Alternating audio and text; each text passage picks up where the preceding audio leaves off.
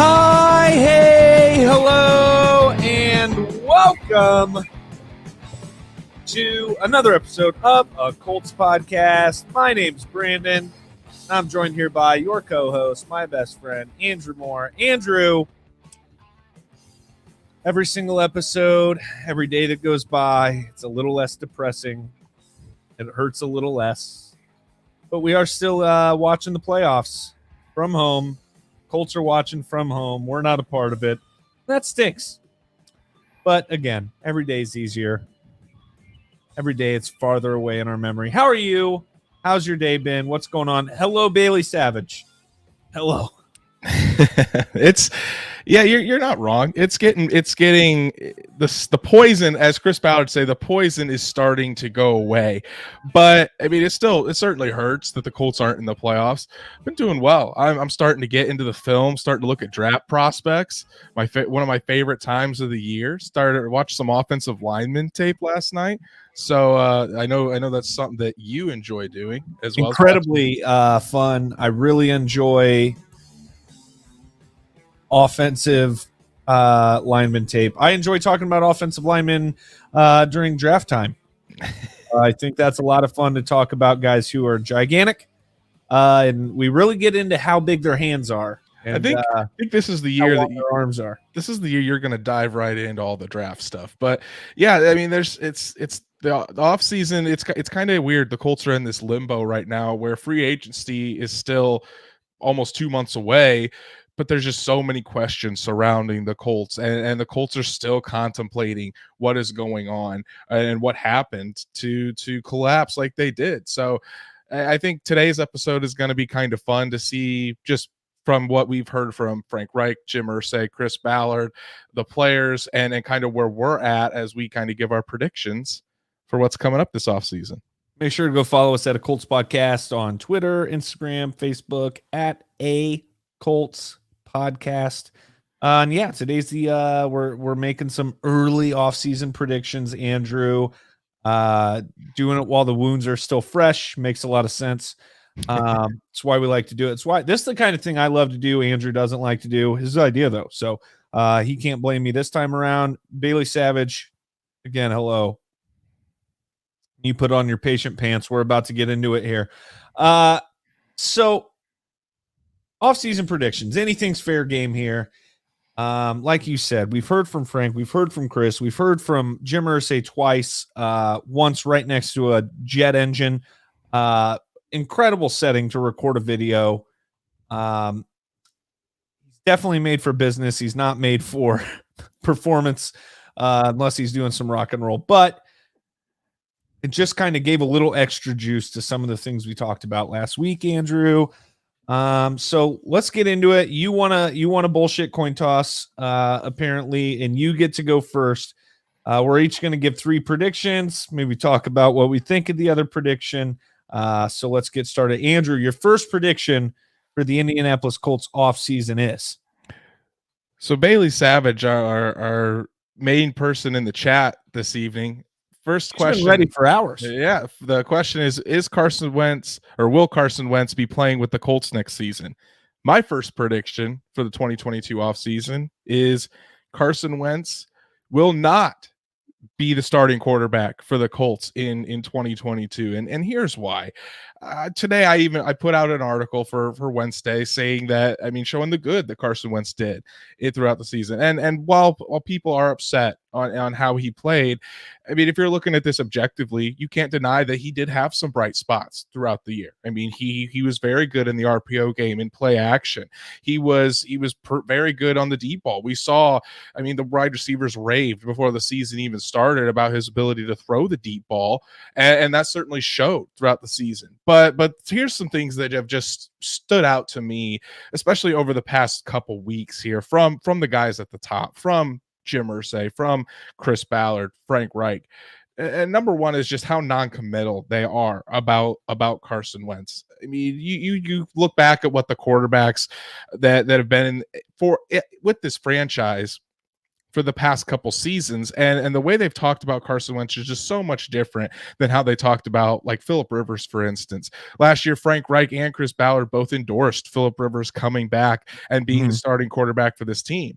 Yep. And Chris Ballard certainly did not do that with Carson Wentz. I mean, his exact quote was they didn't regret the decision at the time, and they were hoping that Carson Wentz would be the long-term solution at quarterback, and they had thought in past tense that was going to be the case. And then Frank Reich, the guy that really pushed for Carson Wentz to come here.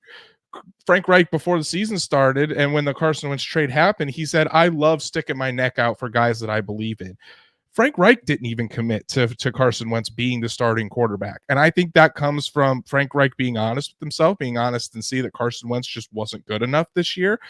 From talking to Chris Ballard, certainly from what Jim Irsay has said. That's the number one reason. Number two is when you listen to Chris Ballard's comments about how he is saying that Carson needs to make the layups, and he talks about Carson's mechanics and how a lot of times when you're in the fire, you revert back to your old ways. When you're talking about that and kind of like that, I wouldn't say that Chris Ballard has completely closed the book on it, because that's not what a smart GM would do. He's obviously going to look at everything, and he's not just going to cut Carson Wentz just to cut him. There has to be a better solution out there and a quarterback that they see as an upgrade to Carson Wentz for them to cut him. But it doesn't sound like he has much faith that this can be turned around, especially when you're talking about Carson Wentz being in his 30-year-old season. So I think when you combine all that, especially with Jim Irsay kind of starting to put the pressure on these guys that this can't happen again, we need to have a quarterback that we can trust to perform in the clutch and get us wins. I really don't think, I think just hearing all those comments, I think it's a less than 50% chance that Carson Wentz is the starter week 1 in 2022.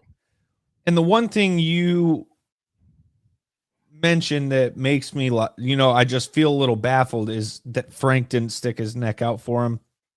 Like he says, he does. Now, Frank also hid behind the sheath of, I'm not talking about any individual player's future with this team.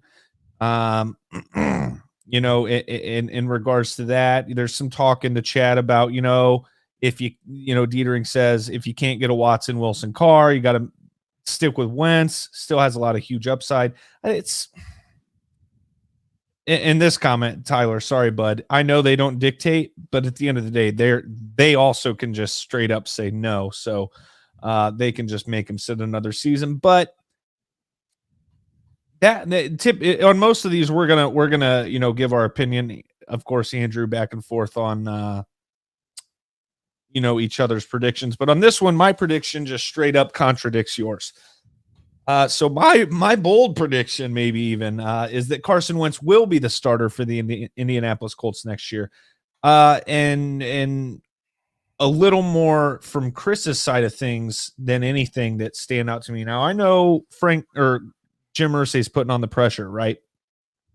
And I agree. I've been talking about it because I just said this last week. I said, I understand that, we're not going to panic and we trust Ballard's process. We do this, we do that.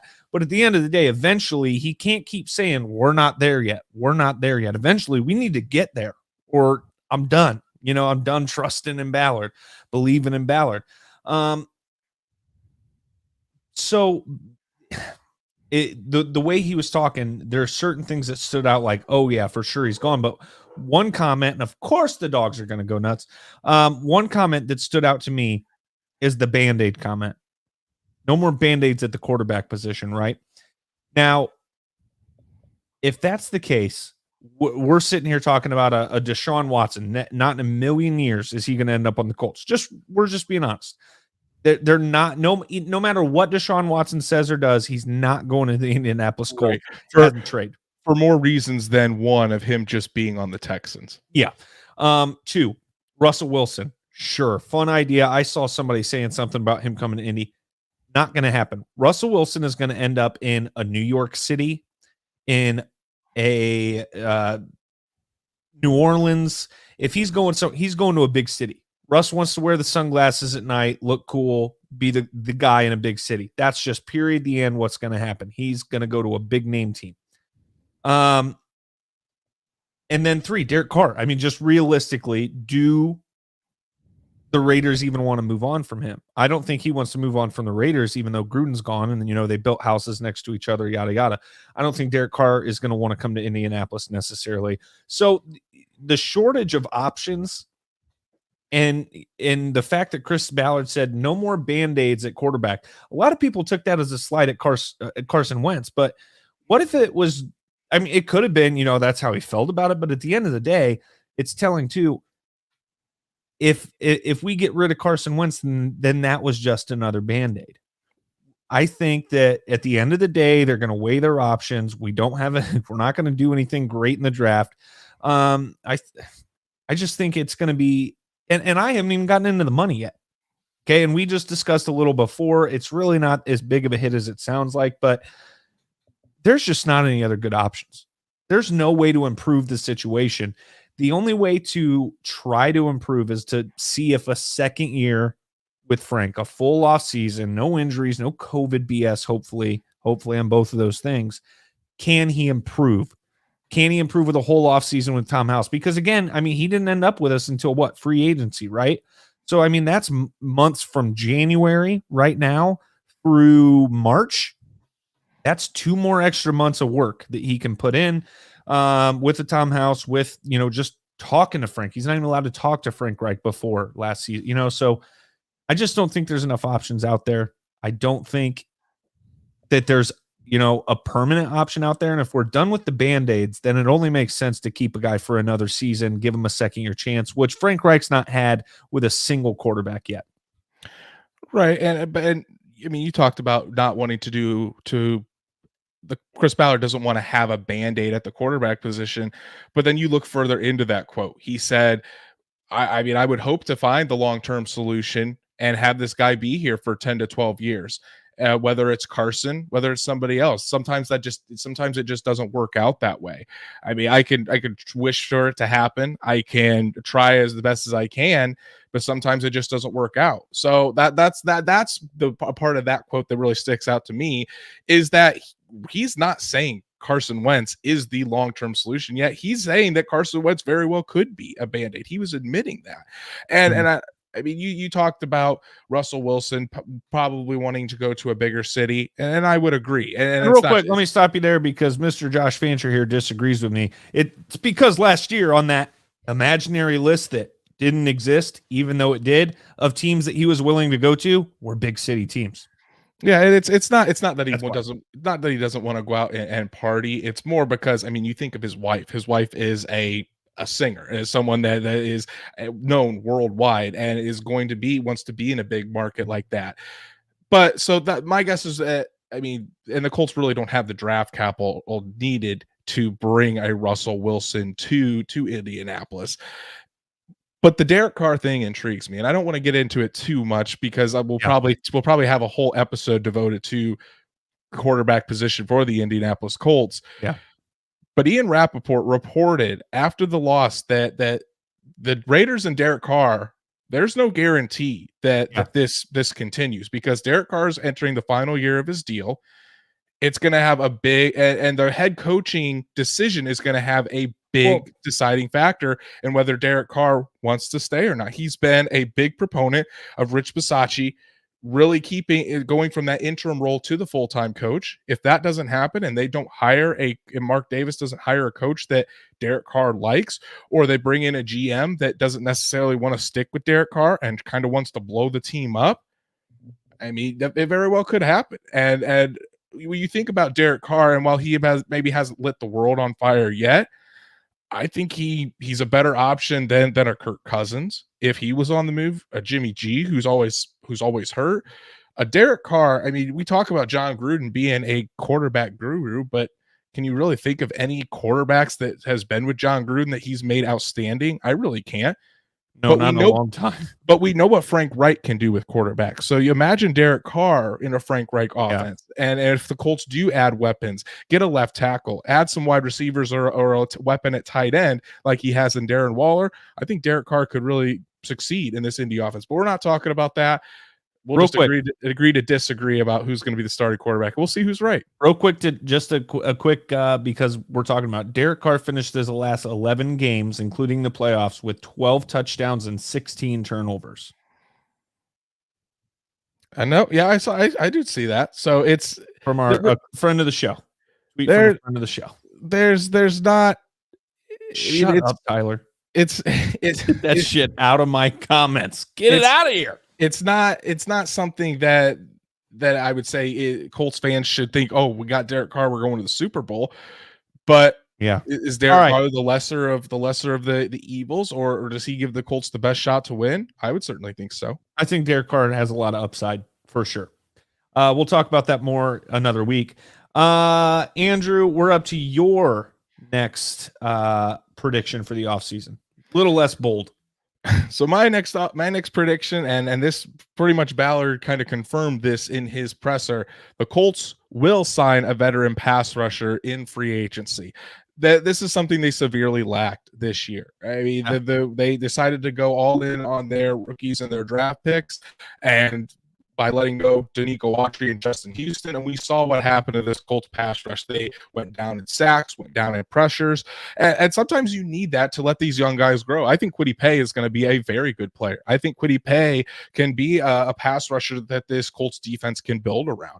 Dio Dangbo, jury's still out, but he did show flashes after coming back from that torn Achilles.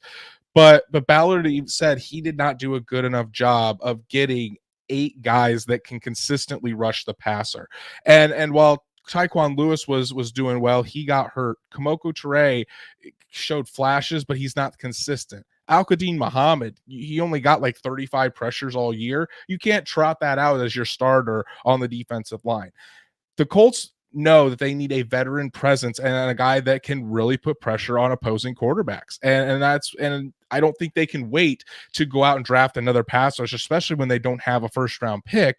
Go out and draft another third round guy and just wait for him to develop. They need to go out and get a veteran pass rusher who can really contribute to this group, not only with his production, but also with his ability to mentor those young guys in Kwity Paye, Dio Dangbo, and really bring a presence to that edge group so the Colts can start getting more pressure on the quarterback instead of year after year after year. We're talking about the same thing, how the Colts can't get pressure on opposing quarterbacks, and they just sit back there with all day to throw. The question is, do you think they bring back TikTok boy Isaac Rochelle? No, I do not. I think that was part of what Chris Ballard was saying, is he did not go out and get the right guys to add to this group. He went bargain shopping, and there were plenty of pass rushers on the open market last year that had really good seasons. Trey Hendrickson, who's on the Bengals now, is the number one example of that. He goes out. He was on the open market. The Colts had enough space to go out there and pay him. They chose not to. Hendrickson goes to the Bengals and has 14 sacks and lights it up again this year. So I think Ballard knows that you got it. I think this is the year that we're going to see a little bit more spending, and you're going to start to see a little bit more moves just to bring in those guys that can help bolster this pass rush, because they can't just sit there and let this happen again. Josh, thanks for listening. First time listener and watcher. Thanks for joining us. Make sure to hit the subscribe button, hit the little bell on YouTube. You're on Facebook, get on YouTube, do those things, share it with your friends, share it to your Facebook. We appreciate you, bud. And hello, Wentz season. Very confused. Don't know if I like it. Jake. I mean, that's your name. I mean, that's fine. But it's just going to be hard to adjust. Like, that's Wentz season. I'm like, no, that's Jake. Anyway. Yeah, I mean, I agree with you, Andrew. Of course, you went through, and I don't get to interrupt at all. But yeah, I mean, it makes a lot of sense. Felt like, because our defensive line's not been bad, right? I mean, with Justin Houston, it's not even like he was rocking anybody's world the last season, even though he got 2 safeties. But yeah, it just felt like that position group was missing something. even with the leadership of DeForest Buckner and Grover Stewart on the inside. And, I mean, Justin Houston added close to 20 sacks in the 2 seasons that he was here. Yeah. Yep. Yeah, I mean, I like it. That probably would have been on my list. I think I've already said that as well. So it's just Andrew stealing my takes, really, is what this show's all about. Oh, yeah. My next one, the Colts are going to weasel their way back in to a first-round pick. And that, I think, is a little more towards the bold side, right? Because typically we are we're willing to trade a first away. We're willing to bounce back and get more picks. Yes, Frank, has Chris traded away any first round picks just for more picks? Has he traded out of the first round for like draft week or anything? He has. Back in 2019, he traded out of the first round, and that's the year that the Colts drafted Rocky Sin at the beginning of the second round. Okay. So either way, I mean, it would be very uncharacteristic of Chris. Oh, by the way, hold on. One more, like one of my foundational arguments for the whole thing about Carson. Chris Ballard sticks to his process, period, the end. And getting rid of Carson seems like a real panicky thing to do, which is fired up as Chris was. I mean, it just seems so out of character, no matter how much pressure Irsay's putting on him. Anyway, this, I think, is where I think and Kyle asked, so how do you weasel back in? Buddy, if I knew, I'd tell you it's Chris Ballard. You know what I mean? Like he's the guy that'll figure it out. I guess players, maybe a player, maybe more picks. I don't know, but it just seems like if he's going to wilt under the pressure of Jim Irsay right now, I would suspect it be somewhere in that neighborhood is more where Chris is more willing to bend. Okay, fine. We'll keep Carson, but I got to go get somebody for some position. Maybe even if it's just a late first round pick for maybe a top-notch wide receiver again, like an actual wide receiver 1 or 2, kind of like with Pittman. I don't know for sure. It's just a feeling. There's some of them are bold predictions. Don't expect me to have the blueprint here, Kyle. You know what I'm saying? But yeah, I don't know. What do you think about that? Do you think that's a possibility? I really don't. I think the likelihood of that happening is very small, because I think in order for the Colts, because the Colts are drafting in the middle of the second round. So in order for the Colts to get back up into the first round, especially in a draft that doesn't have too many elite prospects, it's really a lot of guys that between any left tackles. There's some good left tackles, but they'll be gone within the first 10 picks. There's some tackles that I think can reach the second round that I think the Colts might be able to go after. But as far as this quarterback class is not great. I mean, they've got some guys with some potential. Oh yeah, I don't think quarterback is something that we'd be able to get up there for. But nothing like Joe Burrow, Justin Herbert, Trevor Lawrence, that type of prospect. I mean, a lot of mock drafts, I'm not even seeing quarterbacks. The first quarterback's not even being taken in the top 10. So if that tells you anything. But, and I think to get in guy from Alabama's too young, right? He's not going to the draft. Bryce Young is available next year, along with CJ Stroud, the quarterback for Ohio State that lit it up. So those two will probably be 1-2 next year. But anyways, I just think it's too big of a stretch, because they probably have to give up future first round picks. Obviously, Ballard doesn't like to do that unless it is for a quarterback type franchise changing player. And I just don't see any of those players in this draft at a position that they could get without giving so much draft capital up. And the Colts just have too many holes to do that. I'm just telling you. There's pressure being felt. Like you said, you think he's just going to up and get rid of a quarterback that he gave up a first round pick for. I don't think it's out of the question to see him try to get back into the first round to get a player if they really like somebody. They're not going to do it if they don't, obviously. I saw something that I wanted to mention, but now I forget. Colts don't have anything worth trading. Again, hey. If they did. Ooh, I like that. Well, Arch Manning Too will young. be a 2 senior years. in high school next year. So you give it 3 or 4 years before he's even draft eligible. If somebody could do it, it'd be Chris Ballard. So If the Colts are still looking for a quarterback in 3 to 4 years, I don't know if Chris Ballard and Frank Reich are still be with this around. franchise. All right, you're next. Your pick. So my next one is it's going on. Oh, here we go, because it's left tackle. I'm sorry, I'm ruining it. You're not on Instagram right now, so you didn't see this. I saw it was Pro Football Talk, or not Pro Football Talk, not Florio stuff, but Pro Football Stuff, I think it was called. Literally said the Colts' best offseason move this year was getting Eric Fisher. Moving on. Moving on. We've already seen that movie, but my prediction is that the Colts will find their long-term left tackle in this draft. And a lot of people have been clamoring for the Colts to take a wide receiver. I don't think they use a top pick on a wide receiver.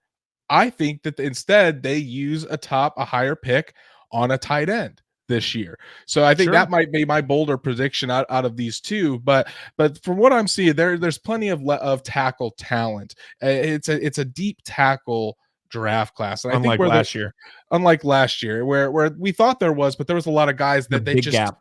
It didn't fit the mold of a left tackle that the Colts like. The Colts want their offensive linemen, especially their tackles, to be very athletic, very explosive, have long arms to keep those speed rushers and those pass rushers at bay.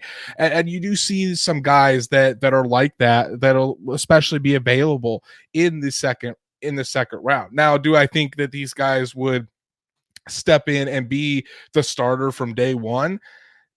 Not necessarily. There might be some guys that might needed some development. I mean, Braden Smith didn't step in week one and start, but he turned into a fine right tackle. But if you bring back Matt Pryor, which I think the Colts probably will do, and then you give a competition between their draft pick and Matt Pryor for that left tackle position, eventually I think they can find their long-term solution at left tackle in this draft. But I think getting onto the tight end position, this is a very good tight end class. You see a lot of tight ends that not only have good receiving skills, but they're very willing blockers, and they can produce in the blocking game as well. And that's something that's going to be huge for this Colts team this offseason, because we don't know yet if Jack Doyle is going to retire. We should know that here fairly soon, given the timeline that Chris Ballard gave us last week. Yeah. If Jack Doyle retires, the Colts have said that they want to re-sign Mo Alley-Cox, because Mo Alley-Cox will be a free agent, but that's not a guarantee either. Mo could go somewhere for a lot more money or more playing opportunities. We'll have to see. If that's the case, then the only tight end on this roster is Kylan Granson. And I've talked about how I'd like to see the Colts go out and there's some options in this free agency class for a tight end. But with the tight end being so central to this Colts offense, you need multiple tight ends. And Chris Ballard said specifically in his presser, the tight end position needs work and it needs to be better. In a Frank Reich offense, you have to have a top tight end, whether it's and some of the free agent options. I mentioned Hayden Hurst. I think it was last week. Zach Ertz will be a free agent. If Carson Wentz is still here, you certainly think the Colts will look into Zach Ertz. But I think in this draft, the Colts will definitely look for a young tight end. Maybe not necessarily in the Jack Doyle mold, but someone that can be a receiving threat as well as be a blocker. And there's quite a few tight ends at the top of this tight end class that could do just that. So I do think the Colts will invest heavily in that. And it's specifically because I think Chris Ballard's making it a priority this offseason. As for wide receiver, he seems happy with his wide receiver group. And I just think getting weapons all around, you can have a tight end as a weapon and still add to your offense. You don't need to have specifically a wide receiver depending on the tight end that you get. I'd be down for some Gesicki. Mike Gesicki is a free agent. That's right. I forgot about him. He's another one. See, there's a lot of tight ends out there, whether it's free agency or this draft class, that I think the Colts can get a good solid option there that really helps this offense. Boris, do you think T.Y. is mad he didn't sign a 2-year deal from Baltimore? He does. I don't. Baltimore didn't make the playoffs. Yeah, no. I don't at all. And it wasn't about the money for T.Y. Injuries. He's been dealing with injuries this year anyway. Yeah, I don't think so. I mean, it's an okay thought. I mean, I don't think it's a crazy question, but I don't think so. And Andrew, so what about Kylan Granson? Just in regards to what you're talking about here, Kylan Granson showed some flashes. He was super underutilized. He wasn't on the field a whole lot. Do you think that's a progression thing? Like it's just going to take some time? Do you think Kylan Granson could ruin this prediction for you and become, a top tight end for our team at least? I think Kylan Granson has potential. There's definitely plenty of room to grow for Kylan Granson. So I don't want the Colts to give up on him. I think he has a role in this offense. But do I think Kylan Granson can be a tight end that can take over games? I don't. I think he could be a very good complementary piece. I believe he can. If you move him around, you can get him into some good mismatches. But as far as being that number one tight end that this Colts offense is really looking for, a stud tight end, I don't know if Kylan Granson's ceiling can be that high. Okay. My last and final prediction, why don't I just repeat myself? Actually, I think I said this before. Some of the other news we're going to talk about here was out. Flus is going to end up being gone. Okay, which good for him. Congrats to Flus on his head coaching job that he's going to get. But the Colts will make the terrible decision of hiring from within. I don't think necessarily, and I respected that, the desire to make that a priority, okay, in any business, but especially that one. But there are people out there right now. Brian Flores, I'm sure Brian Flores is still going to end up with a head coaching job. What if he doesn't? A lot of people think Dan Quinn ends up with a head coaching job. But I don't want to say for sure that there's going to be a better option out there, but I don't think the offensive coordinator hire was necessarily the best. So I whatever you think about it, if it's a good thing or a bad thing, I do think that the Colts will hire from within. Maybe who's it? Brian Baker. Brian Baker's the defensive line coach. Yeah. Maybe Brian Baker. Who knows? I don't know. That guy, I don't know if he's a big coordinator kind of guy. I think he's more of a tell him go get him kind of guy, but I don't know. We'll see. Do you think that if Flus is gone, that's the decision the Colts will go with? I do think that there is a good chance Matt Eberflus gets a job because he's currently a finalist for the Jaguars head coaching spot and the Chicago Bears. However, I'm almost leaning towards no, that it isn't hired from within. If it is, I think it would be Alan Williams, the safeties coach, who has really worked with Julian Blackman and Kari Willis. And honestly, I probably would be okay with that. But I'm thinking someone along the lines of maybe, and Stats Matt brings it up, Chris Richard, the guy that the Colts interviewed in 2018 for the head coaching position when it was open. He was in Seattle when Ed Dodds was there, so there's a relationship there. He's known for his work with defensive backs, and really his growth with younger defensive backs. If the Colts would like to move, Mike Zimmer. I don't think Mike Zimmer is the kind of coach that would necessarily fit what this coaching staff is. But Mike Zimmer is more of a He's a good defensive back coach too, though. I mean, yeah, but if we're gonna go former head coaches, I would rather go Vic Fangio than. That's the one. I cannot believe I was forgetting about Vic Fangio. That's the one that gets me pumped up. But I look for guys that have a connection to Chris Ballard. McVay's already trying to get him. To Chris Ballard, Frank Reich, or the scheme that this Colts team runs. So, Alan, as far as in-house options, I'd say Alan Williams would be the leader. But outside, I would say Chris Richard. If you want to look at, Lovie Smith. Lovie Smith has a connection to Chris Ballard from their time in Chicago. Those would be the kind of guys that I could see possibly being the defensive coordinator if you're looking outside of the building. All right. We will we'll never come back to these and say whether or not we were right. One thing I do want to say real quick is Kyle asked to drop some of my favorite guys from the tight end class, and I was able to get some of them up from my list here. I really like Trey McBride from Colorado State. I think he is a phenomenal tight end. Don't know if he'll be available there at the top of the second round, which I think the Colt or the middle of the second round. Jeremy Ruckert from Ohio State. I could see the Colts possibly getting him in the third round. Those guys, I think Jalen Weidermeyer is going to be long gone. But there's some guys at the top of this class that definitely definitely light your eyes up when you see them, and you can imagine them in a Colts offense. All right, Andrew, let's move into some other Colts news. Jonathan Taylor, Darius Leonard, and Luke Rhodes all named first team All-Pro selections for 2021. Taylor was one of 5 unanimous selections. Congratulations to those guys. Apparently, Luke Rhodes earned his way into the Pro Bowl. They're just not doing their rotation that they typically do with long snappers for special teams. Luke Rhodes, I mean, who knew it have thought? I mean, the guy that one of the most underappreciated Colts on the team has such a phenomenal season, and he's able to go out there and not only get a Pro Bowl, but first team All-Pro. I mean, we've talked about Jonathan Taylor ad nauseum all season. It was no shock that he got the unanimous first team All-Pro. Darius Leonard, though.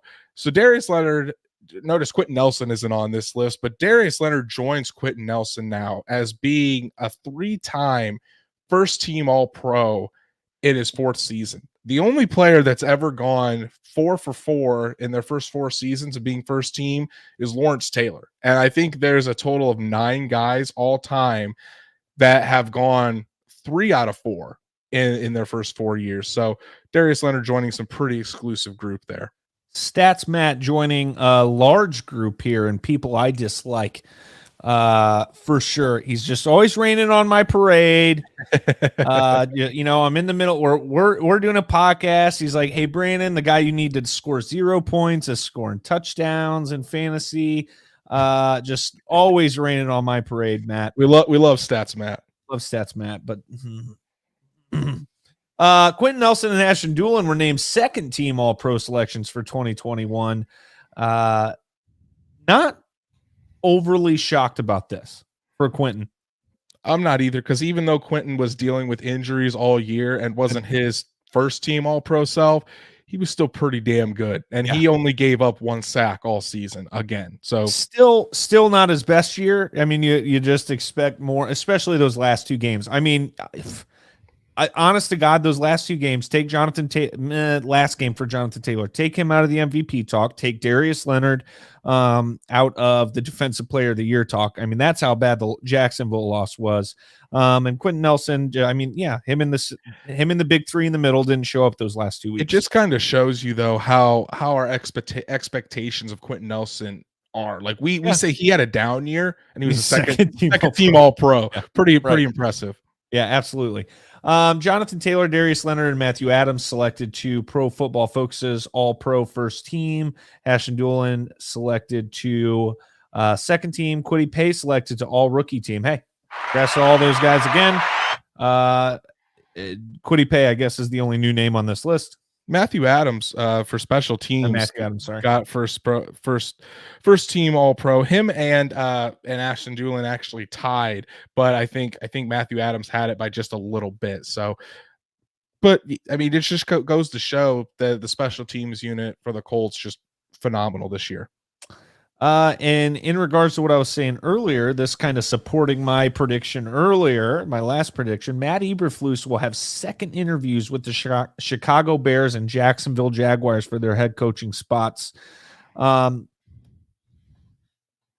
want to throw the next one in right here at the same time. And assistant GM Ed Dodds has withdrawn his name from consideration for the GM position for the Bears. Will interview for the GM position for the Raiders, which, by the way, I'd rather go to Vegas than Chicago as well. However, this is interesting though, just because of Flus. So I'm sure they have some sort of a relationship. Yeah. So it's just interesting that Flus is having the second interview still. You know, you kind of hope if you're Flus, I'm sure, like, hey, maybe Dodds gets that job and I get the job, to have a little bit of continuity. And also you don't want to take the Jacksonville job, really, right? Aside from the weather. So what do you think about the connection between those two pieces of news? I'm not sure if Eberflus really has a big connection with Dodds. Obviously, I mean they've been together for a few years now, but at the same time, I think as far as Dodds is concerned, he's going to be very selective because he's been getting interviews for Yeah. GM positions for a couple years now. He did this last year where he withdrew himself from the Carolina Panthers general manager position. He wants it to be a good situation for him. And I mean, kudos to him for being selective like that, because he wants to go to a good organization with good ownership that's going to allow him to flourish and give him the proper support that he needs. And yeah, as Stats Matt said, there was a rumor going around Twitter today that the interview with Dodds went bad, and I do find that hard to believe as well. So again, we'll see what happens. I think eventually Ed Dodds will get a general manager position, but we'll see if it's this year or if the Colts are lucky enough to keep him on board. All right, that's Colts talk. Move along. Super wild card weekend. Pretty okay weekend of games. What is there? One score game out of the whole weekend. Oh, nope, two. I'm sorry. Two 1-score games. The rest are blowouts. The Bengals and the Raiders. That was a good football game. Really enjoyed that one. Bengals win 26-19. Joe Burrow smoking cigars still. Joe Burrow's good, man. It's going to be exciting. It means cool Joe Burrow.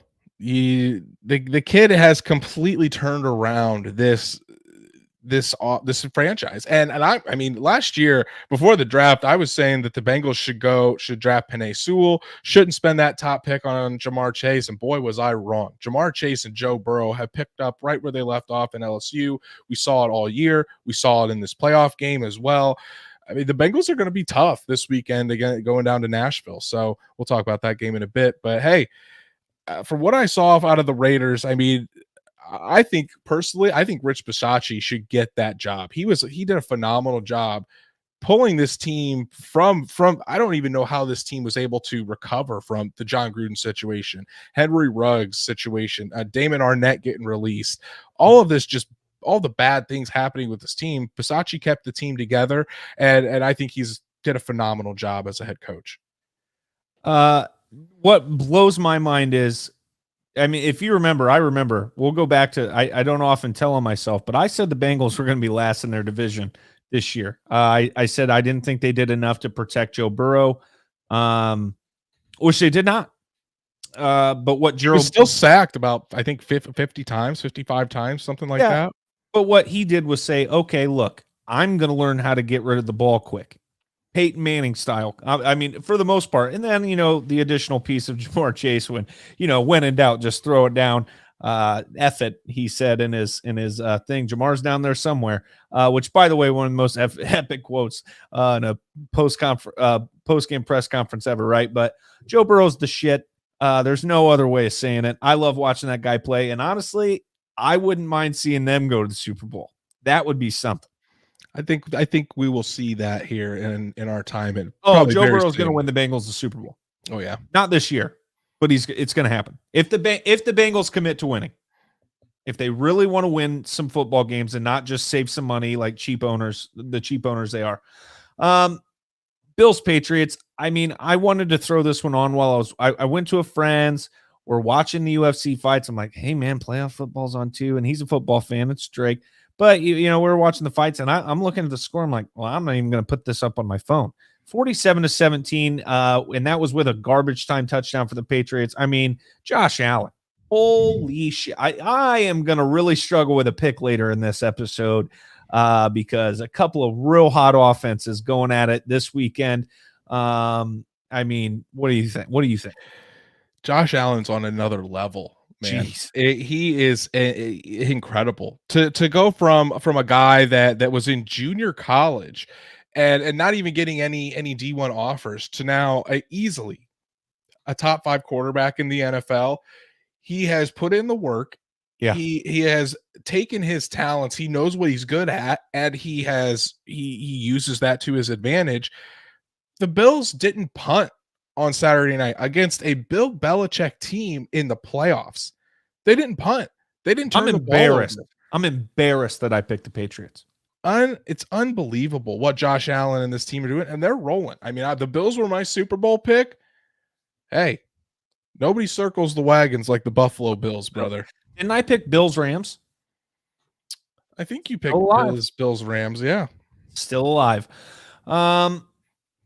Buccaneers Eagles. Like I said before that game, Buccaneers win 31-15.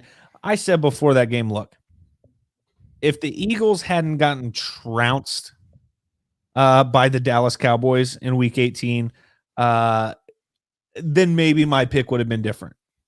But I mean, watching the Eagles play against the Dallas Cowboys, I knew the Buccaneers were going to win that game. They did lose some talent. I believe on the offensive line, Tristan Wirfs. I don't know if he's going to be able to go this week. He didn't come back in that game, right? He did not. He's as of right now, he's questionable. So is Ryan Jensen. Mm-hmm. Yeah, it's gonna be a tough run in for those Bucs if they come across a good defense. But yeah, Jalen Hurts did not look good. He looked pretty bad. And hey, did you hear the Eagles are moving on from Jalen Hurts? The Buccaneers defense can do that to you, but yeah, the Buccaneers controlled the whole game. It really wasn't even a question of if the Eagles could come back because they just don't have enough firepower on offense. And the Buccaneers looked real good. Alrighty. 49ers Cowboys, and here you go, Matt. You ready? Hilarious football game. Matt says he can't wait to hear. Will you let me be the producer? Will you let me do my job, Andrew? Will you? Stats Matt said, can't wait to hear Brandon's take on the end of the Dallas game. That might have been the best football game. It started out slow. Okay, it was the second best game of the week. It started out slow, but it really did kick into gear. The ending of the game, okay. I don't like that Dak ran the ball like he did in the first place.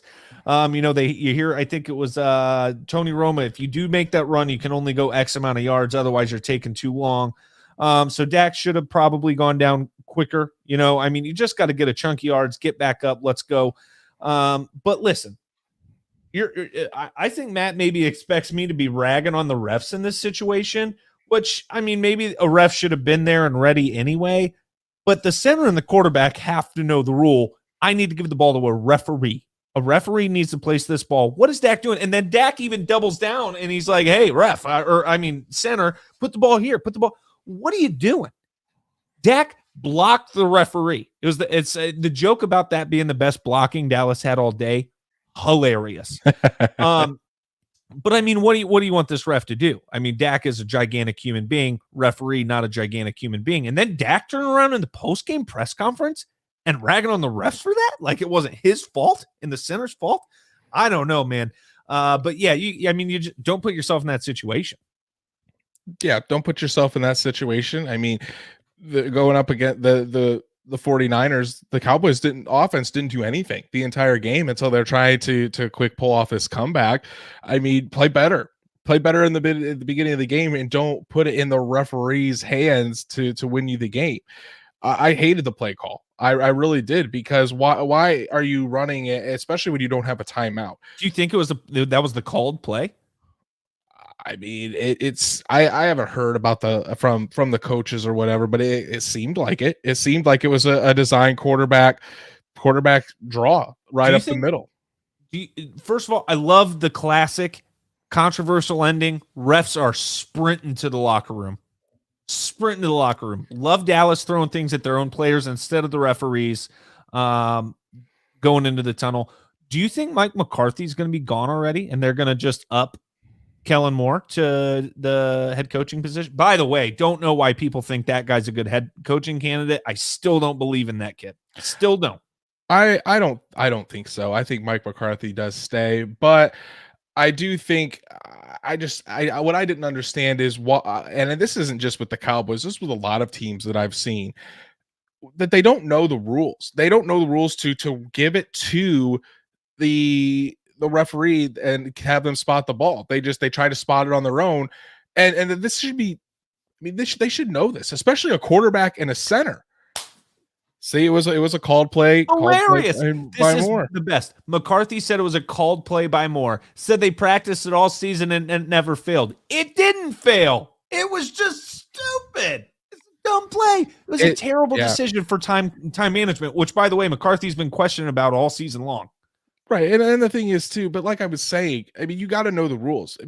It comes back to what Peyton Manning has consistently said, that the quarterback and the center need to know the rules. Your wide receivers should know the rules. What the Colts would do under Peyton Manning is if Marvin Harrison or Reggie Wayne would get tackled in bounds, they would actually run it to the middle of the field and hold the ball and wait for the ref to get there. They wouldn't even attempt to toss it because God knows a lot of these refs can't even catch a toss. So I don't understand how in this day and age you don't know that rule and you aren't smart enough, especially in this 2-minute situation, which guys practice all year long, to pick it up, give it to the ref as soon as possible, and then you can get going. Yeah, and real quick, I know they weren't actually throwing stuff at the players. They were trying to throw it at the refs, but it ended up going towards players. That was my joke. Guys, come on. My sarcasm, keep up with it. Let's go. I mean, Chiefs Steelers started out interesting. Steelers scored first. It was 42-21 end of the game. I mean, Patrick Mahomes and that offense just went to town after, once later in the second quarter, they literally scored 5 offensive touchdowns in less than 12 game minutes. That's 5. The power. That's the power of this Chiefs offense. And I mean, that's the first time you've seen that offense flash like that this year, though, like to that degree. But that's the first time we've seen it, but we've always known it's a possibility. Yeah, right. And TJ Watt got that strip and returned it for a touchdown. The Steelers had some life, but that offense can strike at any time and do those amazing things. And would the Steelers offense just couldn't keep up. They really couldn't. Big Ben was ready to be done. Big Ben looked ready to be done. I mean, he had a good run. He extended it longer than we thought he was going to. But yeah, they were no match for the Kansas City Chiefs. And then another blowout. The Rams win 34-11. Just absolutely beat the brakes off the Cardinals. I mean, it was not fun to watch. Chris is happy. I'm at Chris's right now. He's a Rams fan. He's very excited. He bought an Aaron Donald jersey the other night that came in. I mean, he's ready to rock through the Super Bowl. Kyler Murray did not look good.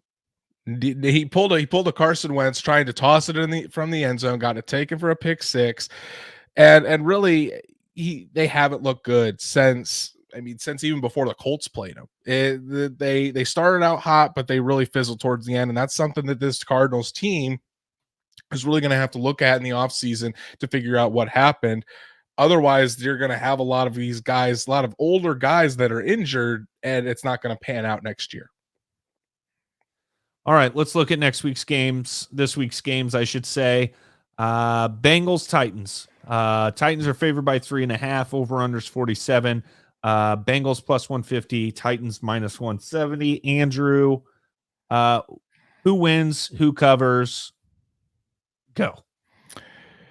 So I'm going to go with the Titans here. I love the Bengals. I'm going to be rooting for the Bengals, but I think the Titans. We do not care. I think the Titans do pull it out.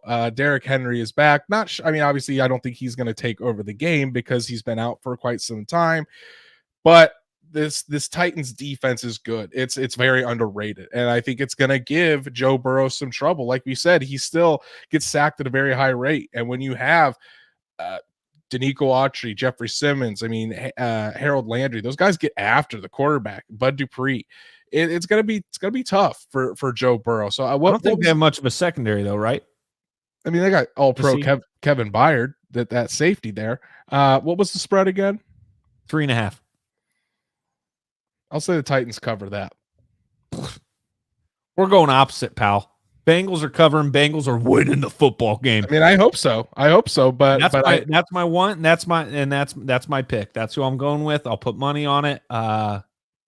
Shut up, Matt. Oh, Titans win. Bengals cover. Matt says. See, we're just on different wavelengths today, Matt. 49ers are heading to Green Bay. It is supposed to be like less than 5 degrees. Wind chill will be below 0. Everything's favoring the Packers on this one. 49ers, though, on a roll. People are saying, oh, they got the formula, blah, blah, blah. Well, they're, at +6 and +215, Packers -265. I'm going to go with the Packers, but I wouldn't be surprised if the 49ers covered. I'm going to go Packers, and I'm going to go Packers to cover at -6 because I've seen in person the 49ers play in less than ideal weather. Yeah. They're not good. And Jimmy G again is battling another injury. And when you're in that cold weather and those injuries get hit, it hurts a lot worse. Aaron Rodgers is ready to, like he always does with the 49ers, he wants to put them to bed. He wants them to remember that they didn't draft him. So every time. And the thing about the Packers is they're getting very healthy at the right time. Bakhtiari is going to be back. Feels like them and the Titans are the only ones still getting healthy. Randall Cobb is looking like he's on his way back. If I'm an NFC team, I'm very afraid of the Packers right now. Rams, Bucks favored by 3. Rams +130, Bucks -150. Andrew.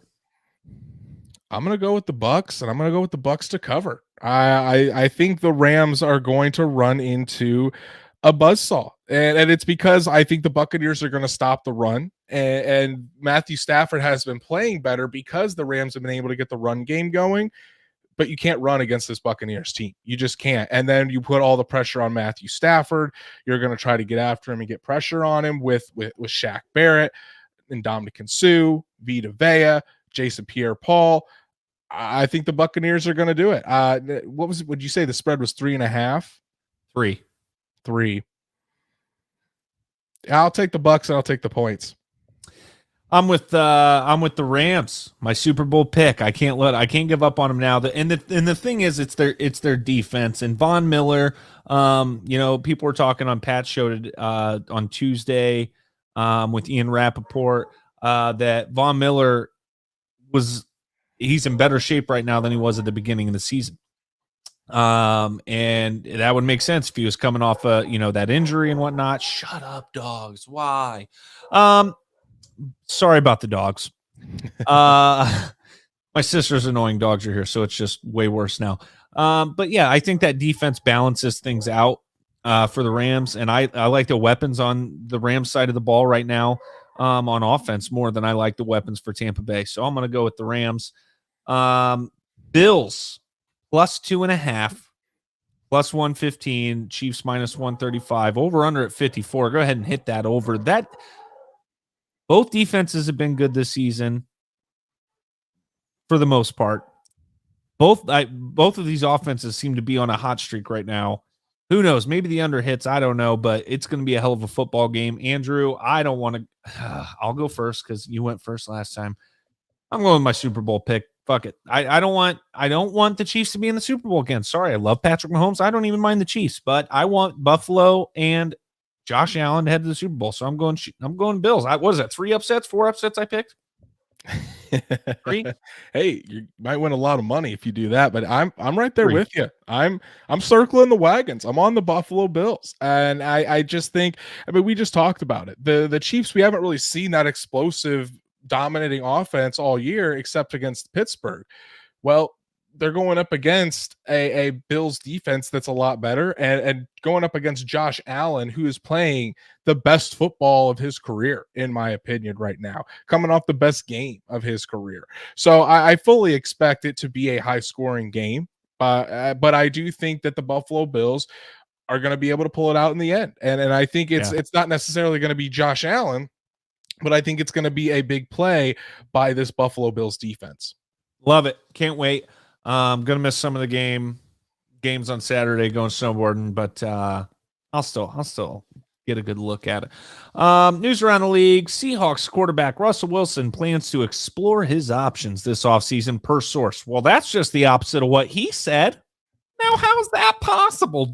Are you telling me these players and these coaches and these GMs aren't honest in their press conferences, Andrew? Huh? Unless you're Chris Ballard and you just tell it like it is. Literally, people go, no, Russell Wilson said he's not going to look at going anywhere else. Oh, okay. Mr. Tom Pelissero and Ian Rappaport say otherwise, and they're pretty much usually spot on. So, and again, this isn't saying Russell Wilson is going to come to the Colts or anything like that, but I mean, if Russell Wilson is made available, you can bet Chris Ballard's going to make a call. Absolutely. We'll just trade. I don't know what we trade for him. It might take 3 first rounders and a player. A player that, or what about DeForest Buckner and Jonathan Taylor? Man, I don't know if the Colts would do that. I would hope to hell they wouldn't, but I'm just saying, would that do it? Anyway, Raiders part way with GM Mike Mayock. I'm not super shocked by that. What about you? Maybe a little bit. I think it just seems like the Raiders. This is why I think that Derek Carr is definitely in play, because it seems like the Raiders want a full, a clean slate, and they want to get rid of the John Gruden era. They want to start fresh. They want to really redo this thing, and I'm not so sure that Derek Carr is in their future plans, because do they want to really pay a huge extension to Derek Carr? And last year it was, I mean, the Raiders were going after it last offseason, 2 off seasons ago, whenever Tom Brady was a free agent, they were actively talking to Tom Brady about him possibly coming to Las Vegas. So, I mean, you got to think about that when you're talking about Derek Carr as well. So, and a lot of people think Derek Carr is that mother effer that they were going with instead of Tom. So we'll have to see. It's that time of year again, Andrew. People are getting arrested. People are making bad decisions. Browns defensive tackle Malik McDowell was arrested on Tuesday on charges of battery on police, resisting arrest, and public exposure. I would love to know how that last one goes hand in hand, and the rest. Did that cause it? Did that come after beating a police officer? Maybe he revealed himself. Like, that's right. I don't know how that went. This is a very sad story, very sick and sad story. So as I'm making jokes about it, that's great. McDowell went into it was reported he entered a school completely naked, and there was a police officer that was called. He assaulted the police officer, and then there were more. It took quite a few, because he's a big guy, defensive tackle, quite a few guys to bring him down. The video is obviously he's not in a good state of mind. He has had off the field issues before. There's obviously something not right going on with Malik McDowell. So very sad situation there. Obviously don't know all the ins and outs, but not good. I would imagine a little PCP was involved in that situation. That sounds like what they tell you about in health class in college. Jaguars special teamer Laurenti McCray arrested and charged with fleeing police after a high-speed pursuit. A lot of good decisions being made out of that organization, and the people and players involved with that organization. Again, I mean, the Jaguars are getting a new coach. Maybe it's Matt Eberflus, but the entire culture there in Jacksonville needs to change. They need to get guys that are high character guys. You don't hear about the Colts. I mean, you heard about the Colts having some of these issues in the previous regime. You never hear about this now. The good teams don't have these issues happen to them, and the full culture change needs to happen in Jacksonville. Otherwise, the leagues are never going to get better. I will say one thing about that job. I know I shit on it a lot, but you do have Trevor Lawrence sitting down there waiting on you, and some good receivers. You have some potential, and who doesn't want to live in the great state of Florida with no state income tax? So there are attractive things about that job, but man, it's going to be a lot of work for anybody to be successful. Yeah, and that's the thing, though. If you get the right people in place, that's why I think if the Jaguars had a smart owner, which they don't, you fire the GM, you bring in a smart GM, you bring in a smart head coach, and you build it. You have your franchise quarterback, a young guy who has incredible talent right there. You have 2 good running backs in James Robinson, Travis Etienne. You have a young wide receiver in DJ Chark. Laviska Shenault is a weapon. Josh Allen on the edge. You have the 3rd overall pick, or the number 1 overall pick in this year's draft. You could get a top left tackle. You could get another pass rusher to put opposite of Josh Allen. Yeah. There's a lot of good pieces in place there in Jacksonville, but it's got to be the right people. Make sure to go follow us at A Colts Podcast on Twitter, Instagram, and Facebook. If you're new today, thanks for listening. Thanks for watching. Share us with your friends. If you've been here forever, obviously, thanks a lot. Also, go share with your friends. Like, subscribe, leave Apple reviews, all those things. Until next time, I guess go Bills. Go Bills and go Colts. Go Colts.